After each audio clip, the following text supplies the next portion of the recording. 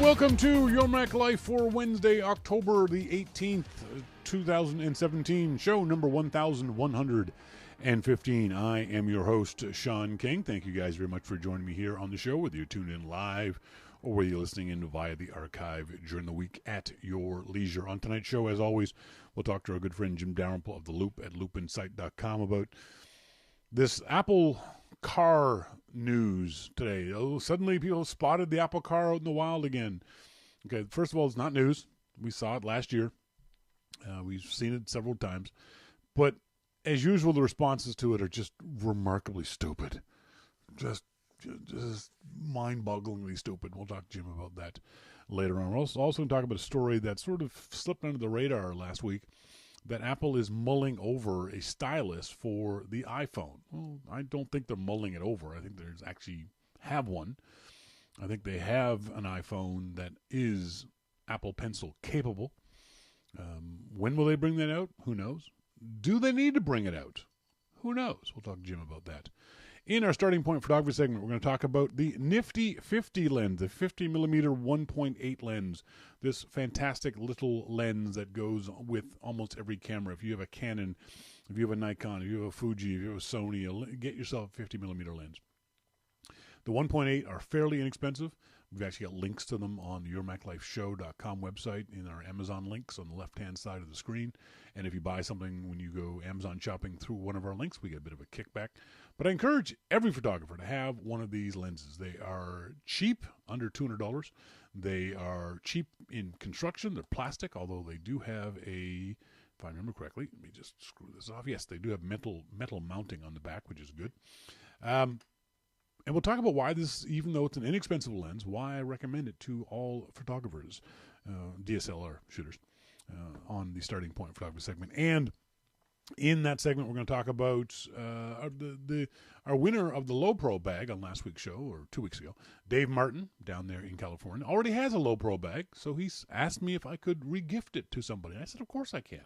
So in Dave Martin's name, we're going to regift the Low Pro bag. We'll draw another name out of our virtual hat later on tonight's show.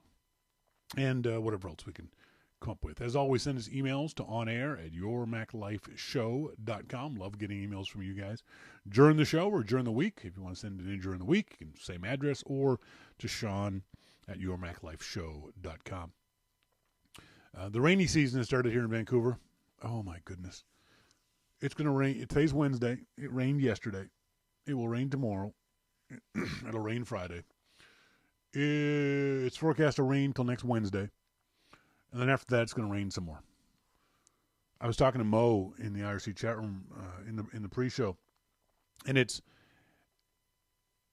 takes getting used to. It really does. If you live in an environment like this, if you're not from this. Sly loves the rain. She loves the rainy season. But she's a native-born Vancouverite. I'm not.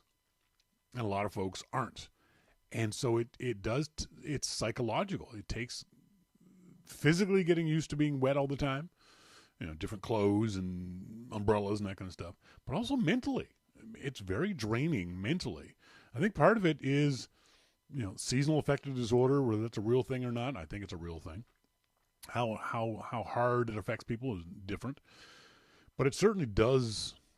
Just the gloom affects you. When it rains, it can rain here for, MacMan says, so rain till June. Not June, but certainly until mid-March. From now, mid-October, until beginning of March, let's say mid-March, so that's November, December, January, February, March. It's 5 months. I'd be willing to say that in those 5 months, we're going to have more days of rain than we will days where it's not raining. That's a long time to be wet. Now, as I've always joked, the great thing about rain is you don't got to shovel it. The rest of Canada is going to be buried under 10 feet of snow and at minus 10 degrees temperatures for the next 5 months. It'll still be fairly mild here. It'll be in the upper 40s, lower 50s. But it'll be rainy. It'll be dark. It'll be gloomy. And it's not like fun rain where there's thunder and lightning. That's kind of cool. It's just gray. Everything's damp. Everything's just gloomy. I've had my studio lights on all day long because it's so dark outside that you need internal lights on all the time.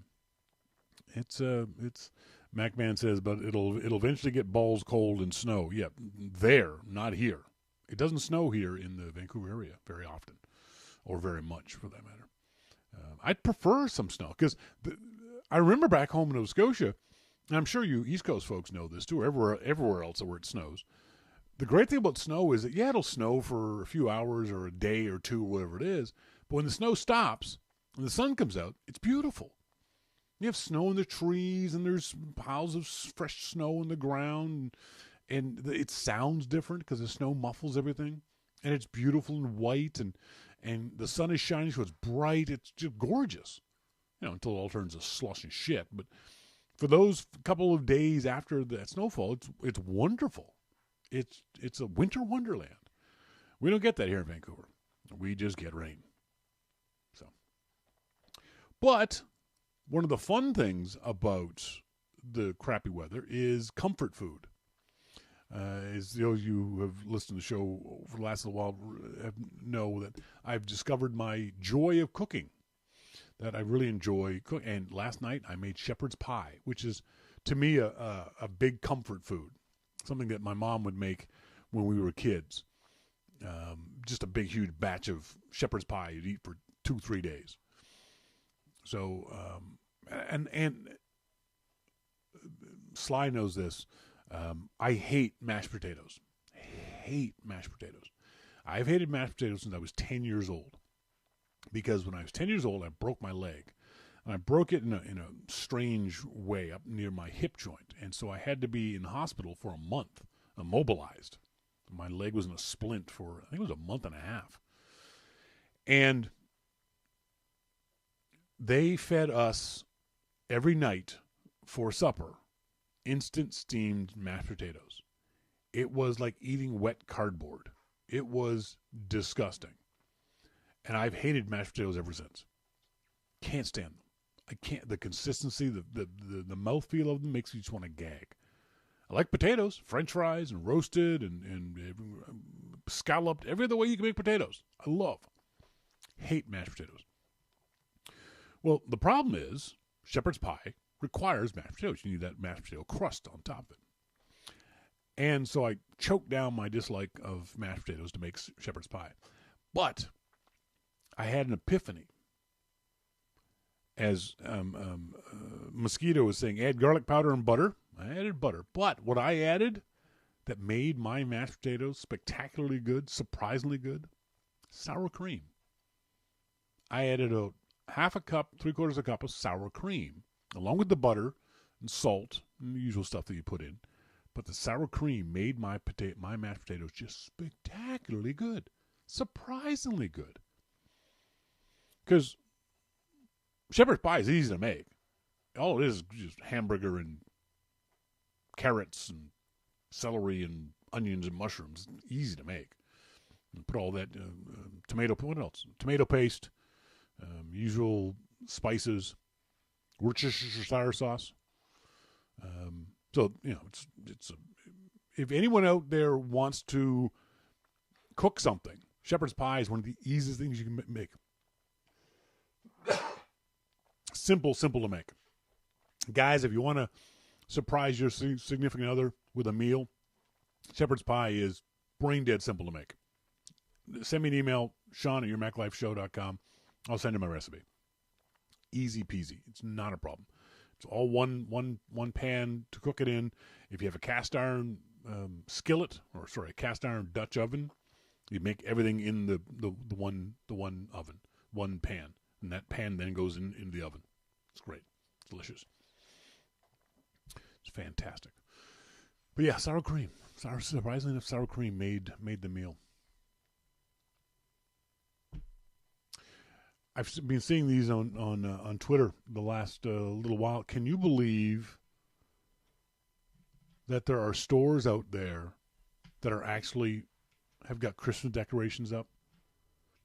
That should be illegal. There should be a constitutional amendment banning the presentation of Christmas decorations until, for me, I'd say Thanksgiving. But at least till after Halloween. Come on. Seriously, Christmas? Like a week ago, 2 weeks ago? So at the beginning of October, you're putting up Christmas decorations? Stop it. Just stop it. I could see if they were putting it up for the spirit of the season, but they're not. They're putting it up for sales. They're putting it up so you can buy stuff. No. We're going to buy plenty of stuff in plenty of time. You don't need to start selling us Christmas shit in October. I posted a story in the Loop last week about a mall owner, and they own like 60 malls across America. They're going to actually close their malls on Thanksgiving, which, again, I think should be mandatory. There should not be any stores open on Thanksgiving. If only because let the employees go home. We see this creep from Black Friday into Dismal Thursday in America, in retail, where stores started to say they were opening up at 6 a.m. on Black Friday, and then it was midnight on Black Friday, and then it was 10 p.m. on Thursday, and then 6 p.m. on Thursday, and now it's all day on Thursday. Thursday is Thanksgiving. Don't make these poor retail slobs work on Thanksgiving. They've got families too. It shouldn't be legal to have retail open on Thanksgiving Day. Just no. Black Friday is enough. We've got enough shopping days. I don't think that one extra day is going to make a difference shopping wise, but it makes a difference to those retail employees.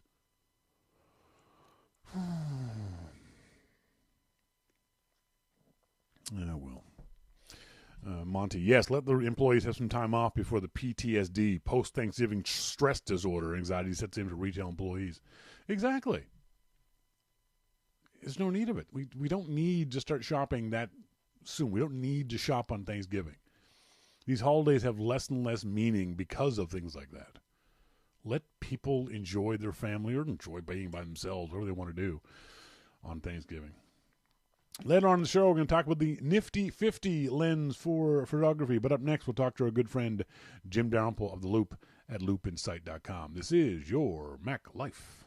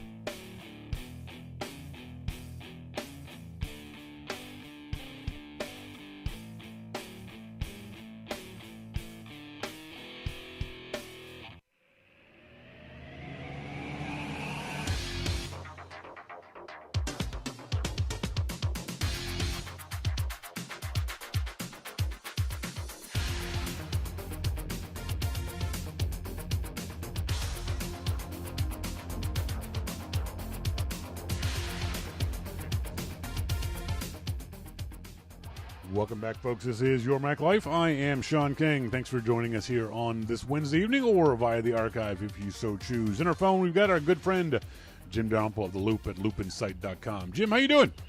Doing good. How are you? I am good. Did you celebrate the Canadian Thanksgiving last week? Under the bridge? Well, I sent my mother a text. That was the extent of your celebration? Yeah. Well, did you celebrate American Thanksgiving then when you were there? I had a box of Kraft dinner. I found myself when I was living in the States kind of caught in between, not being able to celebrate Canadian Thanksgiving with Canadians, but not feeling like celebrating American Thanksgiving with Americans. You know what I mean? Yeah. It just felt kind of weird. Look, I'm thankful every morning I wake up. So Exactly. It's the old George Burns line. He said he checks the obituaries every morning before he gets out of bed. If he's not in them, he's going to have a good day. yeah, I don't know if you saw these stories. This popped up again on the Mac web and the tech web. Expert comments on Apple's Project Titan roof array. Apparently, here's The Verge, a closer look at Apple's secret self-driving car. They all show these pictures of this array of sensors and things on top of a Lexus SUV that claim to be part of Apple's self-driving car. how do they know that? Well, there's a big Apple logo on it, of course. No, I'm kidding. That's a good question. But I think the funniest part of it is that everyone once again assumes that this is going to be a car and not the technology. Do you agree? Well, yeah, I agree. But my bigger question is, how the hell do they know? There's a guy in the front seat had an iPod or something like Yeah, seriously, how did they know? I can't get past that. I think that some guy, hang on, McAllister Higgins, the co-founder of autonomous taxi company Voyage, shared a tweet about Apple's roof array on his Project Titans vehicle. We do know that Apple has gotten permission to do self-driving cars on California roads. That was a DMV thing last year. The thing that cracked me up the most was 9 to 5. The morons at 9 to 5 said, and if you haven't seen this picture, you may not get why this is such a stupid statement. But the morons at 9 to 5 Mac said, Apple's Project Titan roof array, is it a potential to become an aftermarket add-on? Oh, jeez. Now, this thing is the size of a roof rack that these asshats somehow think people are going to buy at their local Ford dealership, attach the roof of their car, and then go driving around. Yeah. It's literally one of the dumbest things I've ever seen. I don't understand why supposedly intelligent tech websites, and I say supposedly, automatically assume that because they see these pictures, that means it's going to be a car. Right. It's on a car, but that doesn't mean Apple is going to be making a car. The assumption is automatically that Apple's going to be making a car. The tunnel vision of these tech sites who think that Project Titan is just about a car always amazes me. Well, I'm still stuck at the fact of how they know it was an Apple technology. I really am. I mean, it could have been any. I could go out and put a bunch of antennas on the top of my car and drive around, and that's it. I'm actually looking at the stories and trying to find out exactly what you're saying. Is how do they know this is in fact an Apple car? It could be new Google stuff. It could be Uber stuff. It could be Lyft. Yeah. It could be NASA. I mean, Yeah.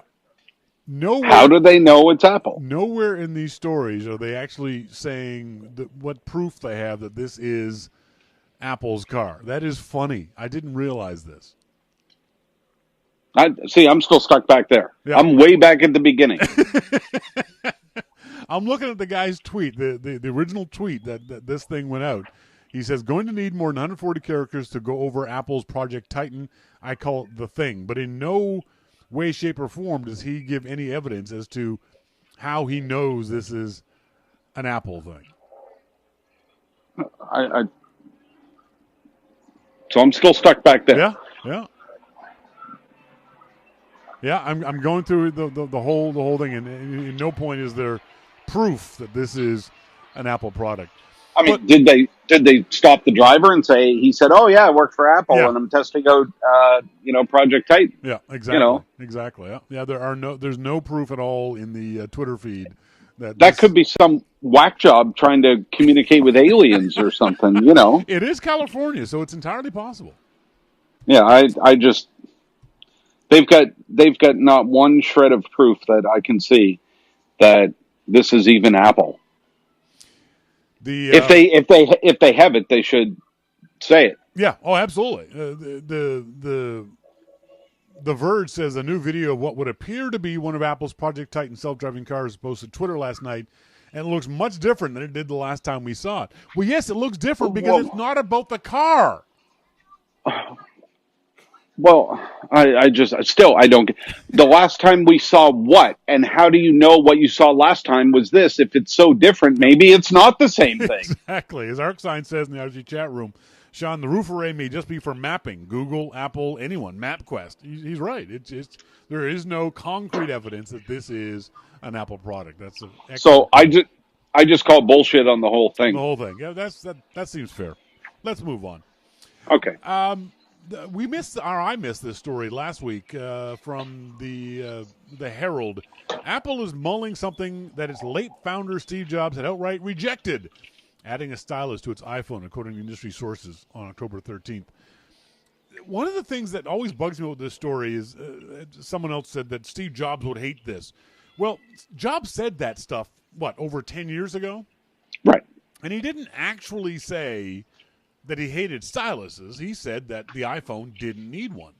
That being said, 10 years later, do you think the iPhone either needs a stylus or would benefit from one? No. Why not? Because the iPhone at its current size is fine without one. Yeah. Does the iPad need one? Absolutely. Yeah. Yeah. There's no problem with the stylus on an iPhone. I don't think that on the iPad. Because people draw with it, they do all kinds of stuff with it, and that's great, that's fine. But I just don't think that the iPhone needs one. And what are you going to be able to do on an iPhone with a stylus that you can't do with your finger? I mean, the iPhone is not made to be, an artist tool or anything like that. It's a communications device. Yeah. However you communicate. Well, I don't think the iPhone needs one. I think a lot of folks would buy one and like to use one, if only because the Apple Pencil has a much finer degree of control than your finger does. Your fingers are fairly fat. So drawing on an iPhone with a pencil... Yeah, screw you. I know you've lost a lot of weight. I understand that. But still, your fingers are fatter than the Apple Pencil nub. So you could do more fine control. But that being said, the vast majority of people are not fine control artists. We can't draw at that level of detail. Right. MacMan says, I just don't see it. MacMan says, how about add the feature and let the market decide? Well, I suppose they could do that. If you're talking about making, does Apple need to make the iPhone compatible? I don't think that they do. Yeah. I mean, if they do, and you can use it, fine. I'm not going to use it, and most people won't. But if they want to add it in there and it's no big deal, well, whatever. Yeah, I think that's where Apple would go if they were going to go this way, because they would sell more pencils. For a lot of folks, they would see it as more convenient to use a pencil with the iPhone than with, say, the iPad. You're standing in a subway car or you're in line somewhere. You could pull out the pencil and do a drawing or write some notes or in class or whatever it might be. Well, people are already pissed off because they can't use the iPhone with one hand. Now you want to give them a pencil too? That's right. I don't see it. My problem with the pencil is the same whether it's for the iPhone or the iPad, is losing the damn thing. Now, how many pens and pencils have I lost over the years that have cost me $1? I certainly don't want to lose almost $100. Was it $159 for the Apple Pencil? I certainly wouldn't want to lose one of those things. Yeah.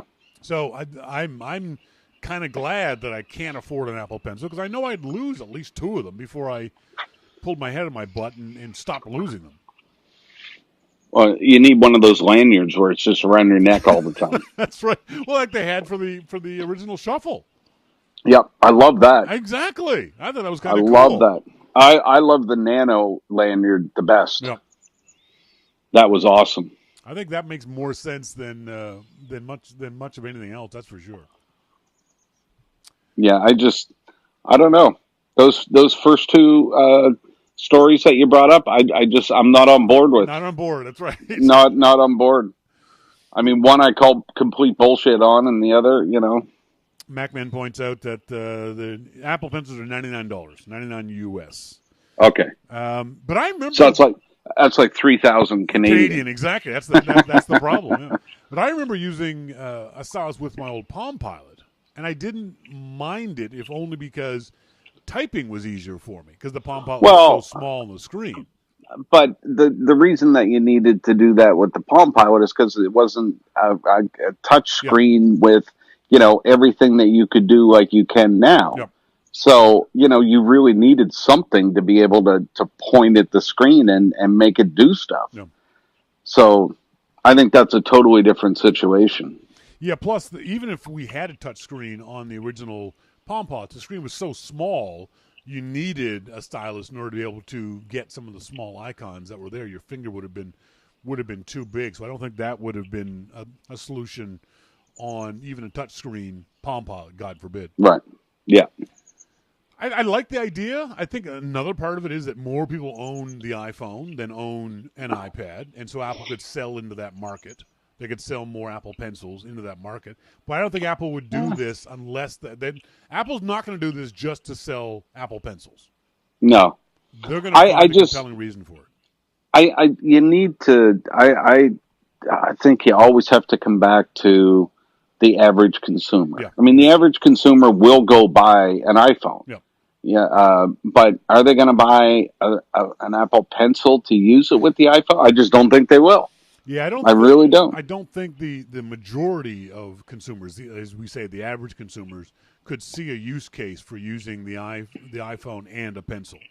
Yes, there's a subset of whether they be artists or nerds or whatever it is, but that subset isn't big enough to make it worth Apple's while to do it, unless Apple found some compelling way to convince a larger portion of that average user to get a pencil. I can't see it. Yeah, it's just not there for me. I have been waiting now for, I think, about 3 weeks. I've yet to see a story on the Loop about the iPhone 8 Plus and or the 8 and photographs from you. Why not? Well, I mentioned photographs in my review. No, I want to see photographs. That's something I said about your review that I didn't like, was the fact there were no photographs on it. See, the reason why I'm asking is I have a belief, and I need you to confirm it for me, that the iPhone 8 and or 8 Plus will make a shitty photographer a better photographer. And you are a shitty there's photographer. No doubt. There is no doubt. Yeah. But sometimes, you understand what I'm saying? We've seen all kinds of reviews from pro photographers. We've seen, Austin Mann in India and all kinds of other folks doing amazing, amazing things. But I still haven't seen a review from an average person. Well, I've got some selfie nudes that I can send you. Sorry, I just threw my mouth a little bit there. Sorry. Just a little? Yeah, a little. Just a little. I managed to choke it back down. But you understand what I'm saying, though, right? Yeah, I get it. And I'd love to see just your average everyday shots, even the shots you take in the pub of the Heineken bottles that you do generally almost every Friday. I would like to see comparison shots of that kind of stuff. So there's an idea for a column for you.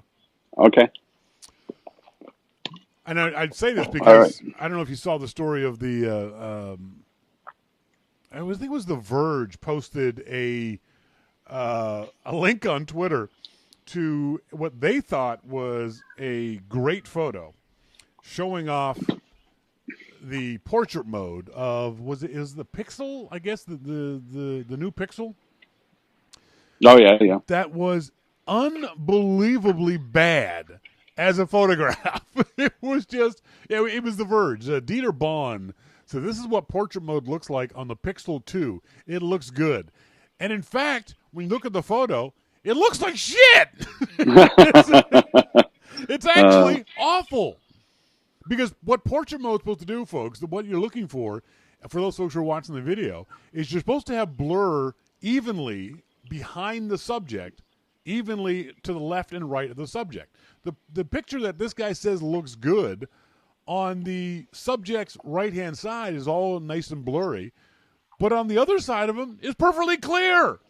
It's just awful. That's perfect then. It looks terrible. And this is what he's using as an example of good portrait mode on the Pixel 2.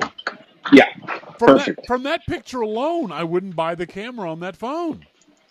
Well, there you go. It's awful. I mean, it just... But then it got me to thinking about the fact that this makes me suspect his entire review.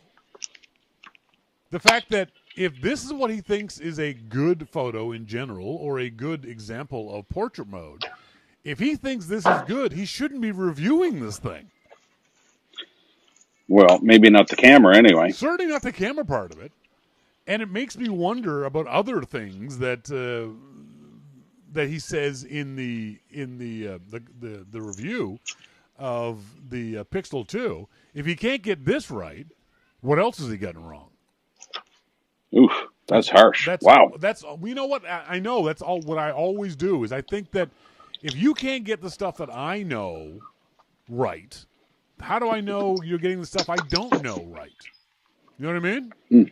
Yeah. Well, a valid point. So if I know about photography and he says this is a good photo and it's not a good photo, so when he talks about how fast it is, maybe it's not as fast. Maybe. Well, you can be a real dick. Well, you know what? You know what? Hang on, though. He's the executive editor of The Verge. Okay? This guy should know better. It's objectively not a good example of portrait mode. I understand. It's utterly obvious that it's not, that the portrait mode is screwed up somehow. Now, maybe it was just that one picture, in which case he shouldn't have posted that with his review of the Pixel 2. But he looked at this picture and thought, "Oh yeah, this is good." He's an idiot. There's no other way to describe it. He's just an idiot. Well, there you go. You posted a story in the Loop about Apple. Hey Siri, Apple's machine learning journal. How much of that article did you actually understand?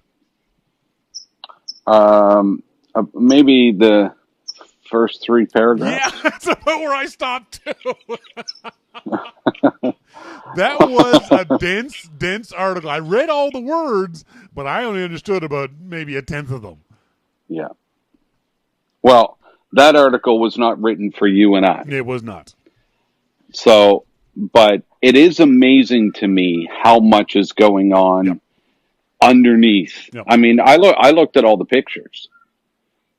So I knew that I feel like I have a good understanding of how machine learning works just by looking at the pictures. Yeah. It's like Playboy. I know all about women now. Yeah.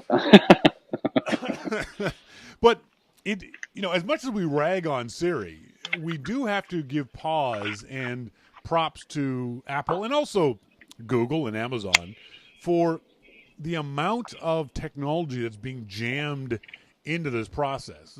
One of the complaints that we always have about Siri is that when we don't have a good internet connection, she doesn't work very well. Well, that's because your voice is being sent to Apple's computers somewhere in Cupertino or Austin or wherever it might be, translated into machine language, and then sent back to you. Yeah. The process of Siri is in what, milliseconds or whatever. Exactly. Or a couple seconds, yeah. The process of Siri is utterly remarkable. Folks, if you haven't had a chance to check the story out, go to loopinsight.com, do a search for Hey Siri, Apple's machine learning journal. It says a very small speech recognizer runs all the time and listens for just those 2 words, Hey Siri. When it detects Hey Siri, the rest of Siri parses the following speech as a command or a query. Hey Siri uses a deep neural network to convert the acoustic pattern of your voice into a probability distribution over speech sounds. I don't know. That's when I got lost. That's when it just started to lose me right there. But the process was really, really amazing. Can you imagine sitting in a meeting when those guys start talking to each other? I know when I used to interview John Rubinstein or Avi Tavanian, I knew that I had to get what I needed in the first 5 minutes that we were talking. because then they started to dive deep, and I might as well have just get up and walked out, Yeah, yeah. because they would lose me so quick, it wasn't even funny. I remember the one time I went to a WWDC and I was hanging out with you guys and the guys at Black Pixel and that kind of stuff, and literally feeling like the dumbest person in the building. I knew for a fact I was the dumbest person in the building. Yeah, Because the conversations I was overhearing were just completely they were in English, but they were not understandable. Well, they were in some form of English. I'm not sure what form they were, but it was kind of scary to realize that I am really quite stupid when it comes to these guys. yeah. Did you feel the same way when you go to WWDC? I don't talk to them about that stuff, so no, I feel smart. I actually found it hard to nod in the right places because usually I can fake it pretty good. I just, somebody starts talking, one of these college mouths starts talking about their code, and I just get up and walk away. Yeah.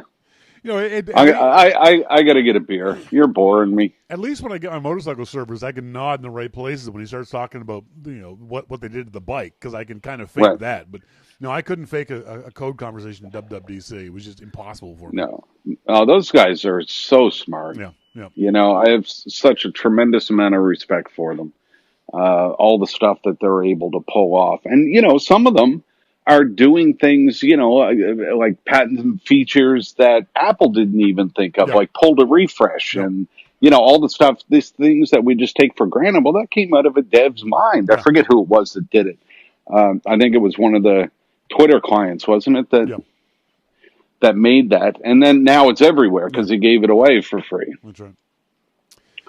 We heard on Monday of a almost devastating hack on our Wi-Fi networks. Is this of concern to you there under the bridge? I think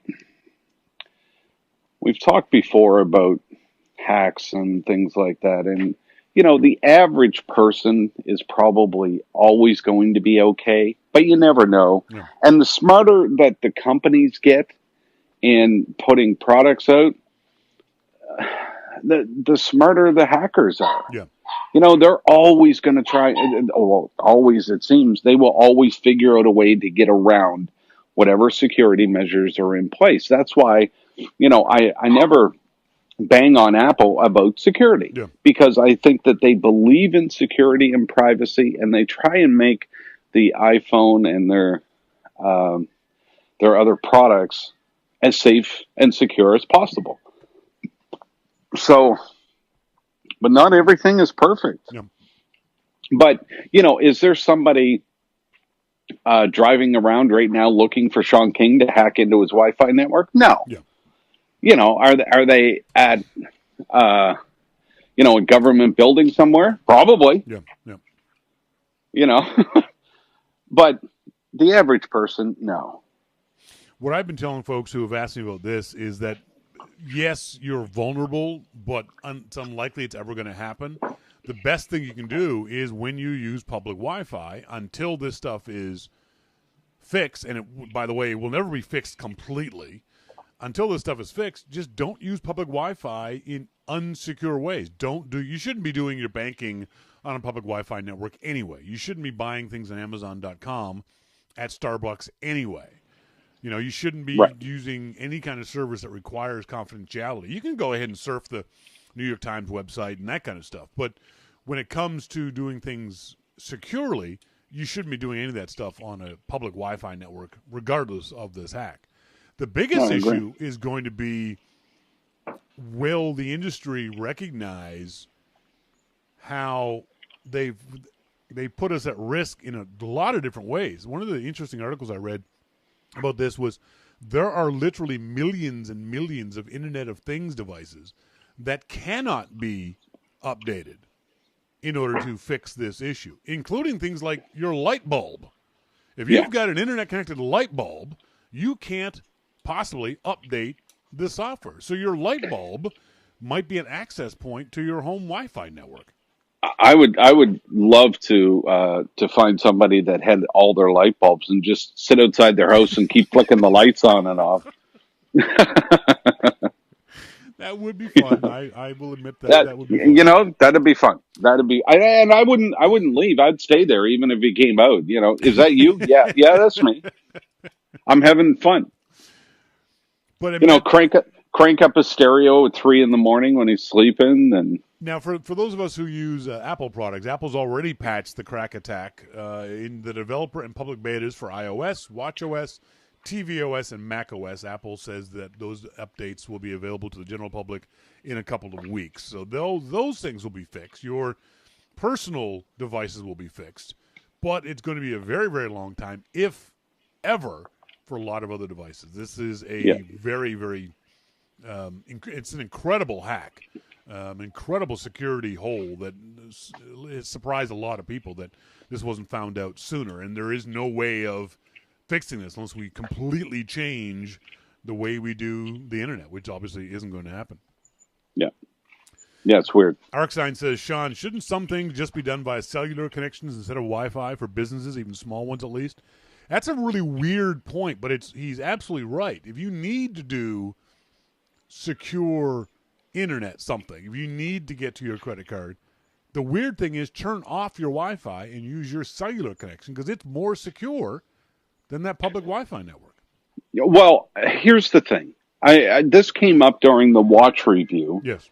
And when people said you need to update your watch review with this cellular problem. And I said, well, I never ran into any problems. Yeah. And then it turned out that it's because all the people that ran into this problem had been connecting to unsecured Wi-Fi networks at McDonald's and Starbucks. Yeah. Well, I don't do that. Yeah.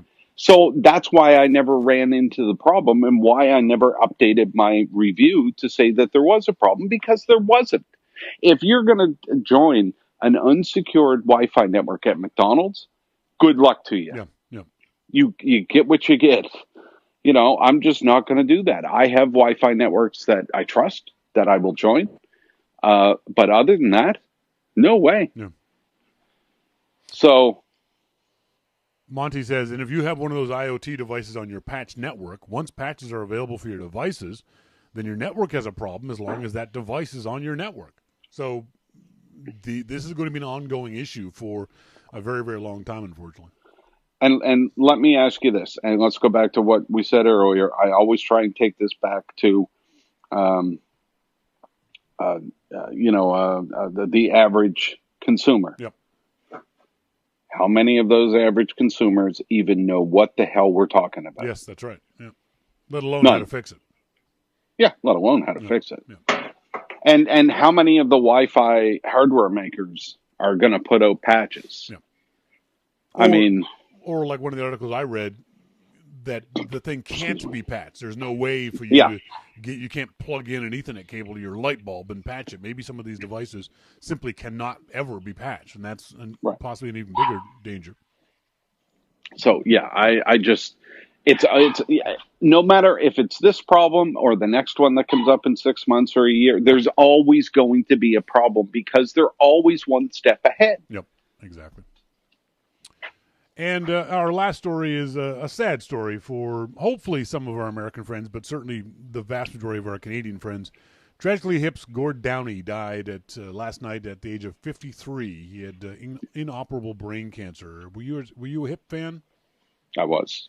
How could you not be a Hip fan? How could you not be a Hip fan? I don't trust anyone who says they didn't like the Tragically Hip. It's just one of those things that if you don't like Tragically Hip, there's something wrong with you. You know that album that Blow It Hideout was on? Oh, God, yeah. That was just such a classic album. Just the whole thing. That's basically what I listened to from the Hip was that album over and over and over so many times. And now I'm going to do it again. As soon as I get off the phone with you, I'm going to play that album. One of the songs on there, they sound exactly like the Rolling Stones. Yeah. I forget which song it was, but they were such great storytellers and they wrote such great songs. And for somebody like that to die at 53, an Yeah. operable brain. I mean, we knew it was coming. Yep. You know, any fans of the hip knew that he was sick and that it was coming, but you know, god damn, Folks, it's just so sad. do yourself a favor and go to iTunes, do a search for Tragically Hip, the album Your Favorites, YER, because that's how Canadians talk, Your Favorites. It is on the Canadian store. It's $12.99. It'll be cheaper in the U.S. 37 songs, the greatest hits of the Tragically Hip, Ahead by Century, Wheat Kings, Blow It High Dough, just a nautical disaster. Some amazing, amazing songs. Did you see our Prime Minister, his little breakdown today on the CBC? I did not. Whether you like Justin Trudeau or don't like Justin Trudeau, and there's certainly a lot of presented to people who don't. A lot of people I do. He seems to be, as a human being, he seems like a really nice guy. As a politician, he seems like a politician. And I'm okay with that. I like him. But he broke down at the press scrum, crying. There were tears pouring out of his eyes, talking about his buddy Gord Downey. Well, he grew up with that music. Yeah, we all did. We all did. We're all of that age where this was part of our growing up. This is part of my high school. I saw them in concert many times. I saw them in Pittsburgh. I saw them in Vancouver. I saw them in Halifax. This is one of those bands that it's hard to describe to Americans. Someone said that it was a combination of Bruce Springsteen, Bob Dylan, and somebody else. But, you know, all those... that's fair. Yeah, all those troubadours in the States that people, all those wonderful songwriters. Gord Downey was that for us in Canada, and it's such a. I don't know if it's, you know, one of the things that we always lamented for hip fans is they never broke big in the United States, but but a lot of Canadian bands didn't. True, and you know it's.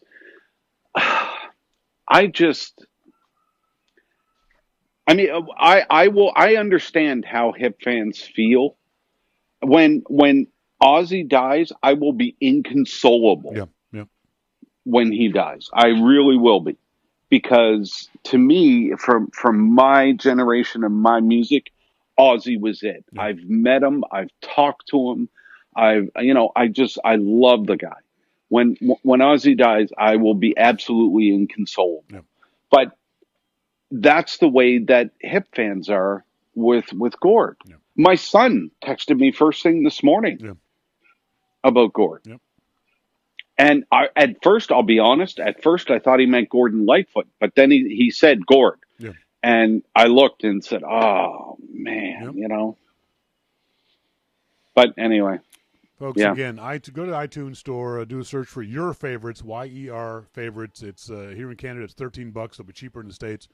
Go ahead and let's get the Tragically Hip at #1 on the iTunes store in America, and see if we can't one last tribute to a great Canadian, Gordon Downey. Yep. Folks, I've been talking to Jim Dalrymple of The Loop at loopinsight.com. He's here each and every week. Thanks, Jim. Thanks, Shawn. Talk to you later. Bye-bye. Bye. That's right. I didn't mean to have the last segment of the show be a bit of a downer, but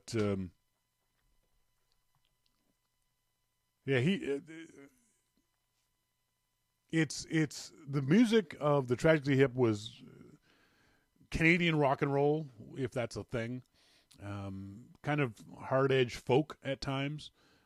The biggest thing about the hip were the lyrics, the wonderful Canadiana lyrics. I'm sure most of our American listeners who listen to the hip won't get the stories that he's singing about, but many Canadians will. And the other aspect of it was that he was a fervent believer in the idea of Canada. I know it's not, for Americans that may be hard to understand, but here in Canada, we often don't believe in our country. We often have this little brother syndrome that we're not as good as our big brother in America, that we can't do things as well, that we're just not as good. In Canada, there's always that idea that you never made it until you make it in the U.S. Doesn't matter how big in any field you get in Canada. Are you famous in the U.S.? We relate everything to America. We compare ourselves to America and Americans all the time. Gordon Downey never did that. The Tragically Hip never did that. They were their own people, their own band, their own music, their own Canada. They wrote about Canada. They talked about Canada. They supported Canada. They were probably the most wonderful ambassadors of Canada to Canadians that we've ever had, because they shined a light and put a mirror on our country and said, hey, we're great by ourselves. We don't need to compare ourselves to others. This is a wonderful country from sea to sea to sea that we don't need to pale ourselves in comparison to our wonderful neighbors to the south. And that's something I hear every time I listen to the chat. And I've been listening to them all day today. It's something that we hear all the time in their lyrics. This wonderful love of this country. So yeah. If you Sherry points out, Spotify had a Tragically Hip playlist and a Gord Downey playlist on the front page this morning, which was very kind of Spotify to do that kind of stuff.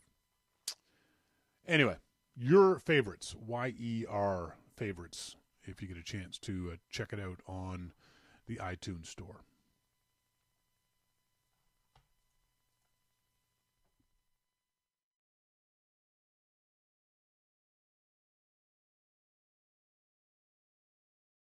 Low Pro, who sponsored the show last month, we are giving away another of their camera bags. Our good friend Dave Martin down there in California already has a Low Pro bag, so he told me to re-gift it to a lucky listener. So let me do that right now before I forget. Let me go to our Tickle Trunk.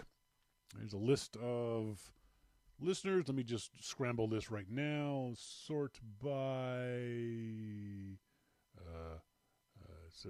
from, and then I'm going to, no, not sort by from, because I'll see it. Sort by date. And I'm going to go, I'm not looking, scrolling through. Now I'm going to check check the IRC. Someone say stop, and I will pick a name at that list. There we go. Monty says stop. I'm going to go to Dave Ravetti. Ravetti.biz. Dave, congratulations. You've won a Low Pro bag from the nice folks at lowpro.com. As always, if you're looking for a new camera bag, definitely check out the selection at lowpro.com. I had someone was asking me about lenses. They were looking to buy a new lens. They were a beginning photographer. They had a Canon Rebel, the single most popular beginner DSLR that's out there. And I asked them what lenses they had, and they had the usual selection, the kit lenses, that often come with the Rebel, and the Nikon and other cameras. And it's usually the 1855, and that lens usually has an aperture, a low aperture of f3.5 to f5, 5.5. And they had another lens. They had a 70. I think it was what was it? 18 to 200, which is a huge range for the lens. And so I told them, first of all, I always ask, what kind of photographer are you? And a lot of times beginners don't really know. Beginners like to shoot a lot of different things. They may not have honed in yet on exactly what kind of photography they want to do or what kind of photographer they are. So if you don't have any specifics in mind, one of the things I always tell folks, no matter what kind of DSLR you have, get yourself this lens. This is called the Nifty 50. This happens to be the Nikon version of the Nifty 50. Nikon AFS Nikkor 50mm 1.8 lens. So the aperture of this is 1.8. It's a prime lens. So what that means is there's no zoom on it. It doesn't move back and forth. If you want to get closer to something, you can't zoom in. You've got to physically walk closer. You want to get further away, you can't zoom out. You got to walk backwards. It's a relatively inexpensive lens. So if you have lens envy and you need to buy a new lens, these are almost always under $200. Excuse me. I think the Canon version of this is $125. The Nikon version, I want to say, is maybe $135. You can go to the website yourmaclifeshow.com And right there on the left-hand side, I posted links to our Amazon links to both these lenses for Canon and Nikon. And you can see that the Nikon version of it is $216, and that's expensive. You can get it cheaper than that. So shop around for that. So it's a plastic lens, so it can't take a lot of abuse. But at under $200, you don't mind so much. You're not going to baby it as much as you would a $3,000 lens. This is a lens I don't toss, but I put in my camera bag and don't worry too much about it. I certainly wouldn't want to drop it.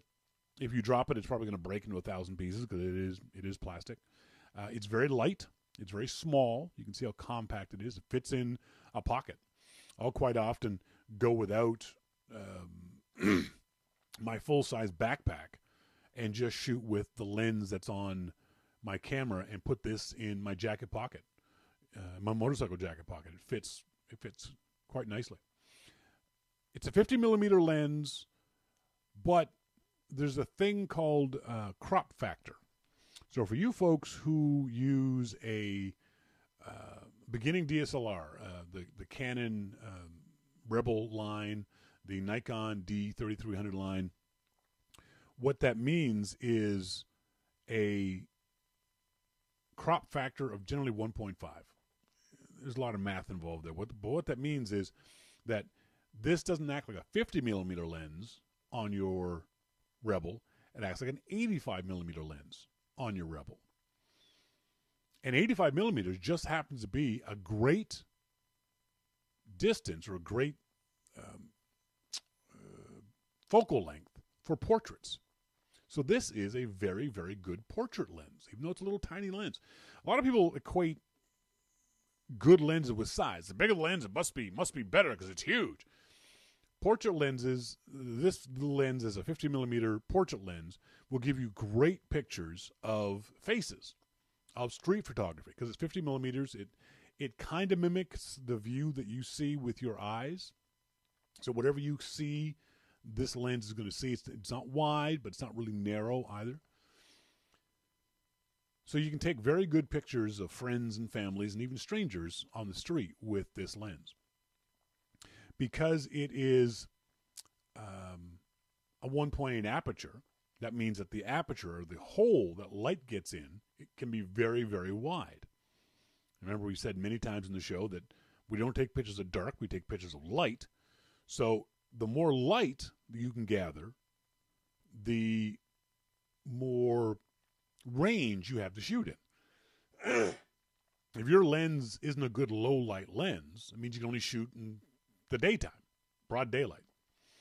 If you've got a lens that's only f5, you couldn't shoot indoors or in pubs or at parties or that kind of stuff. But with a 1.8 aperture lens, because the lens aperture opens so wide, you can shoot in fairly low light conditions. I've taken some great nighttime street shots with this lens, with just the light of a street light or the neon light from a sign or the lighting from a restaurant. You're sitting in a restaurant and there's a candle in front of you. You can take really, really good shots with this. So say you're taking pictures of a kid's birthday party. You don't need a flash. You don't need a lot of light. You need a lens that has a very wide aperture, and this one fits the bill. On a full-frame camera, like my D600, it acts as a 50 millimeter lens, which is not a bad lens. Again, that's a decent enough lens for portraits. I use this lens all the time for street photography, especially dusk street photography, because the aperture opens up so wide, it does gather a lot of light in dim situations. Another really great use for this lens is when you are I had it there. What was I going to say? Oh, because it opens up to 1.8, it opens up wide. The wider your aperture is, the blurrier your background can be. So say I'm shooting a human being. I guess, you know what, I can probably use previous picture I had of that idiot with the. Did I post that? Hang on, I'm going to grab that link from the Dieter Bonds at The Verge where he screwed up. There we go. Is this the one? Yes. So you folks who are watching the video will be able to see what I'm referring to. Open the image in a new tab. So say you're shooting this shot. Remember he shot this in using a pixel camera phone. But if you're using this 50 millimeter lens, when his face is in focus, all this background would, and you're shooting at say 1.8, all this background would be really blurry. Now in this awful picture, you can see that the background isn't blurry on the subject's left-hand side. That's awful. There's just no way this should happen. But with this kind of lens, all that background would be all really nice and blurry. And the closer you get to him, the blurrier the background would be. If you took this shot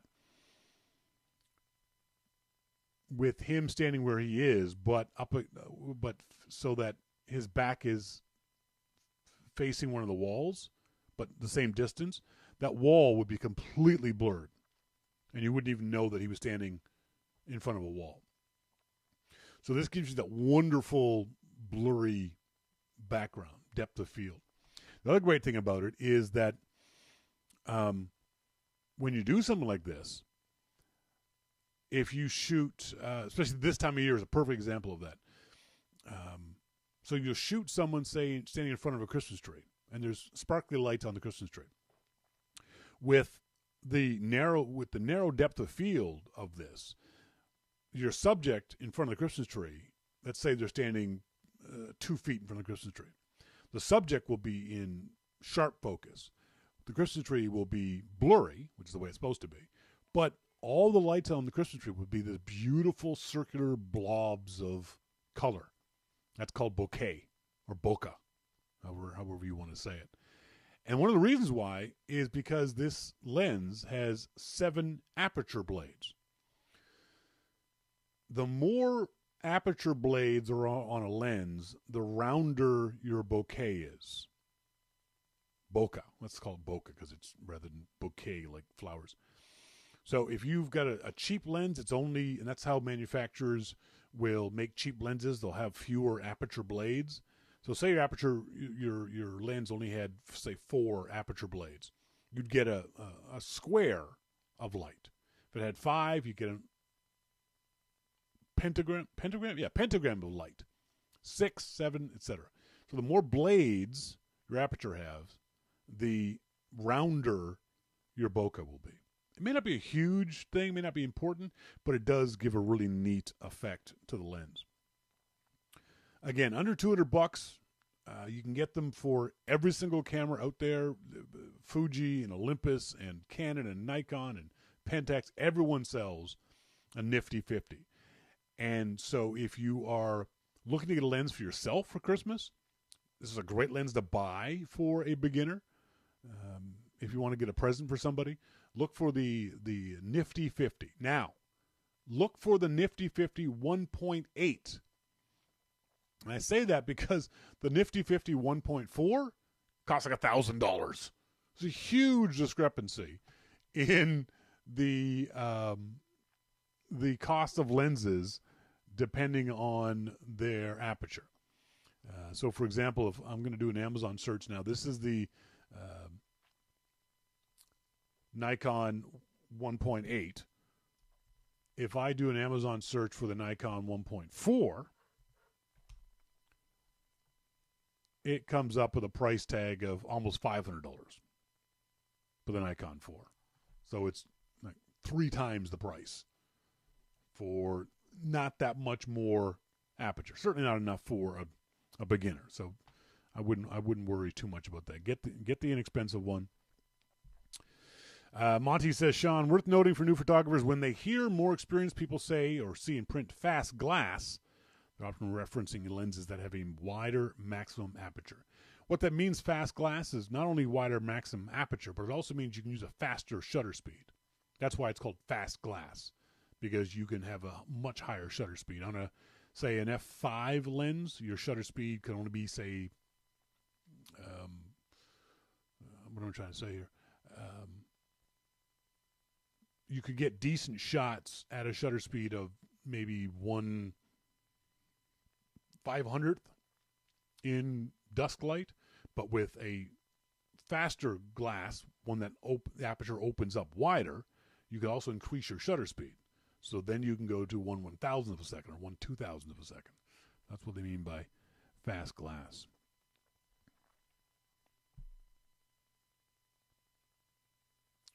MacMan says, I do love the pics I took 10 years ago with my 51.8 at a Weird Al concert. That's a perfect example of being able to take really good shots because of the aperture of the camera, because it opens up so wide. Even at a concert, which is going to be relatively dark, you're going to be able to get decent shots, even great shots, at that size of an aperture. And MacMan points out, great page, MacMan, a page of nice examples of bokeh. And so you can see all these examples that he's posted of this wonderful effect called bokeh. Here's a great shot of obviously a wedding couple.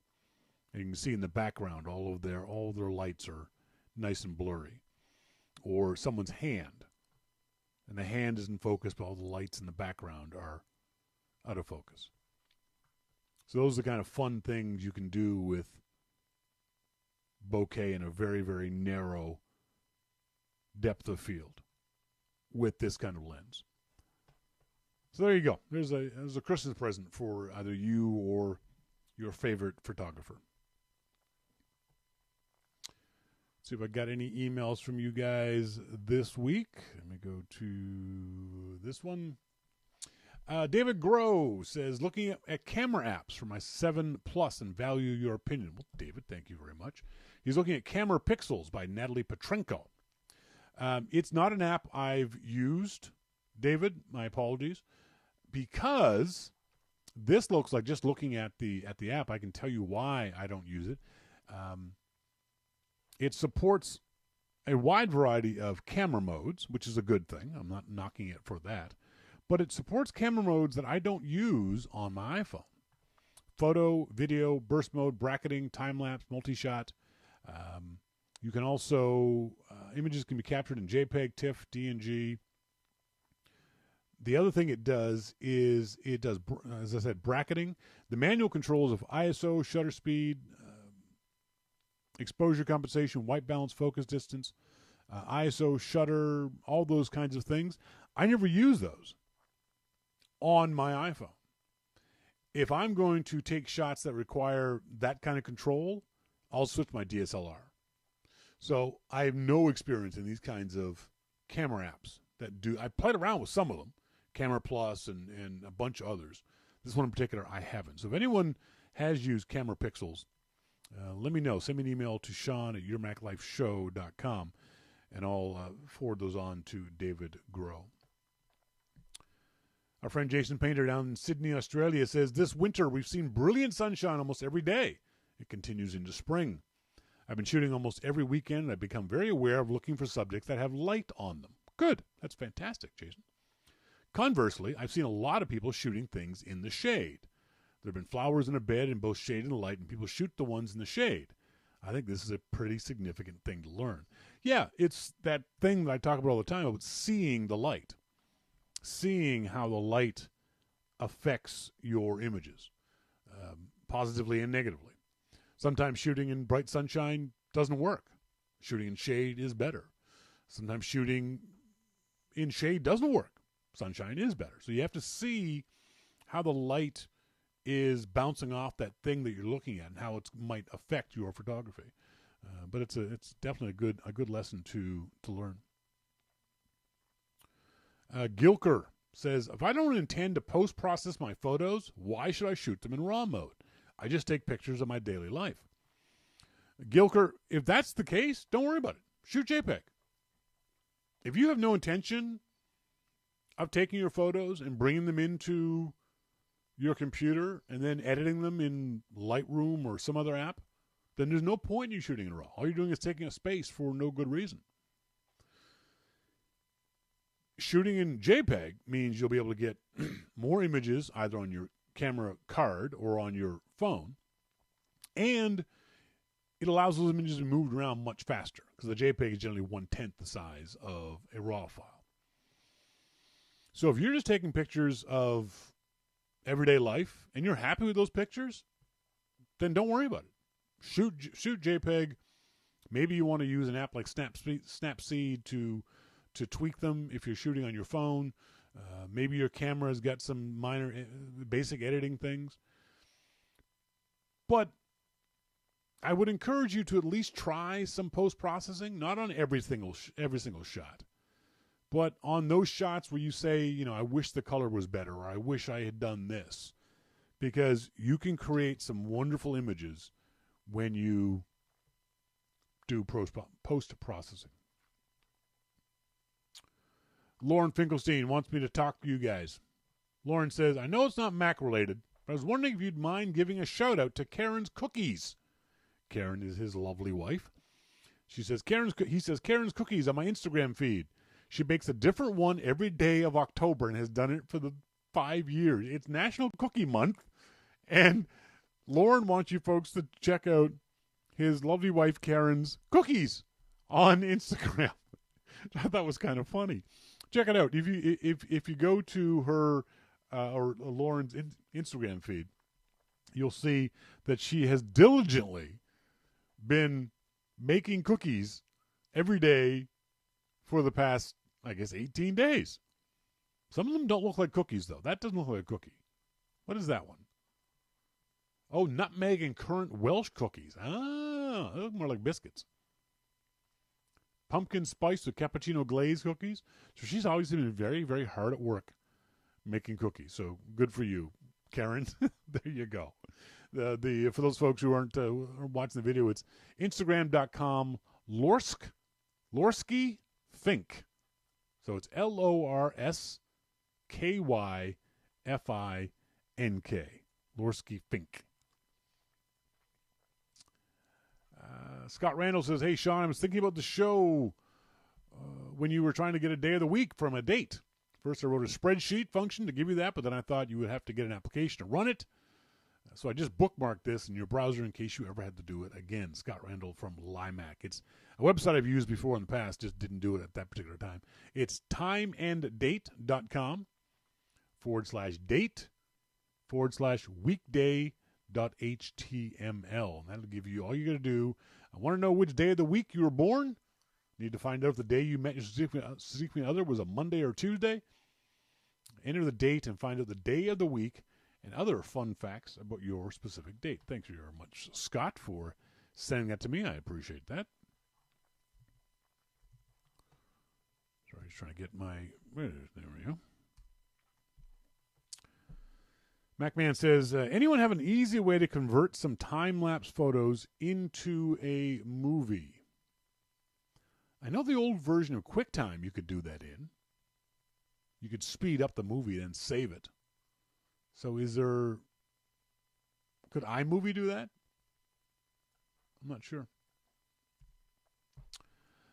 Terry Enns here in British Columbia says, hearing last week's show regarding mesh networks, I thought I'd share my 2 cents.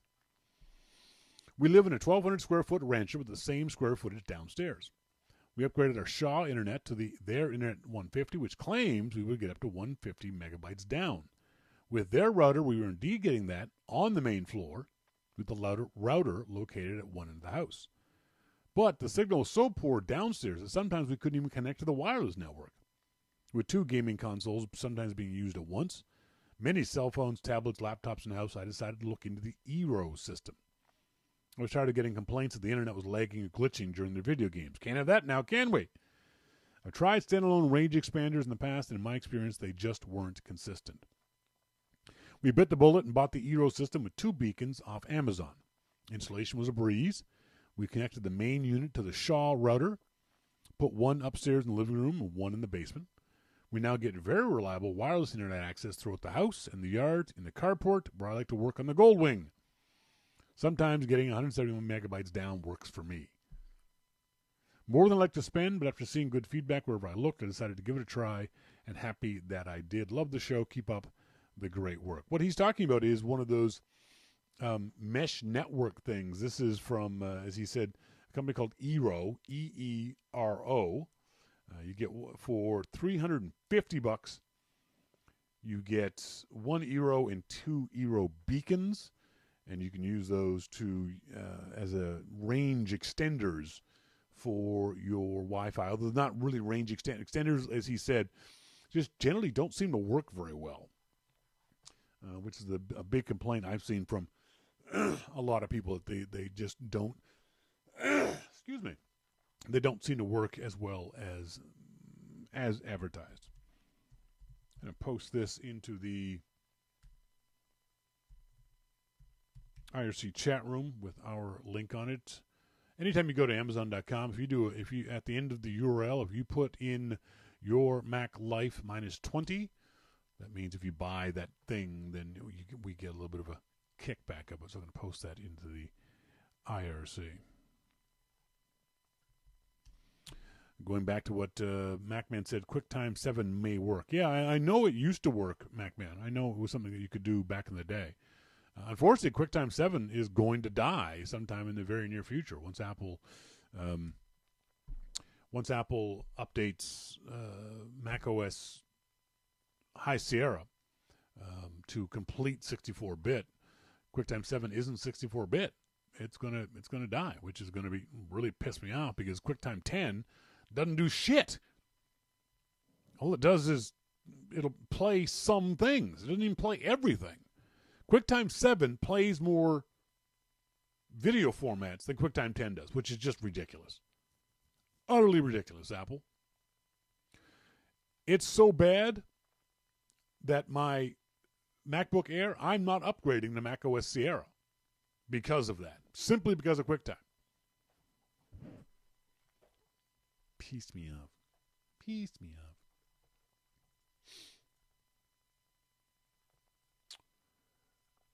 Oh, excuse me.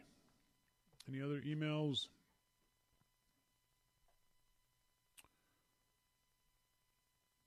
Okay, that's no, and okay. Folks, that's it for tonight's show. I want to say thanks, as always, to our good friend Jim Dalrymple of The Loop at loopinsight.com for joining us. Thanks once again to the nice folks at lowpro at lowpro.com for letting us give away the bags. And congratulations to tonight's winner. Going to try to get some more stuff to give away during the next couple of months up till Christmas. Remember, there will not be shows for most of December. So if you want to send in a YML Christmas greeting, please do. Get yourself into the Christmas spirit. Before the end of November, send me a video that you shot in your iPhone or on your home computer. Just give me your name, where you live, and a whatever kind of Christmas greeting you want to give. A shout out to the YML audience, a shout out to your friends, get your kids to do it, get the dog to do it, whatever it is. Send those videos off to me at Shawn at yourmaclifeshow.com. Until next week, as always, I've been Shawn King, and you've been listening to Your Mac Life. Thanks. See ya.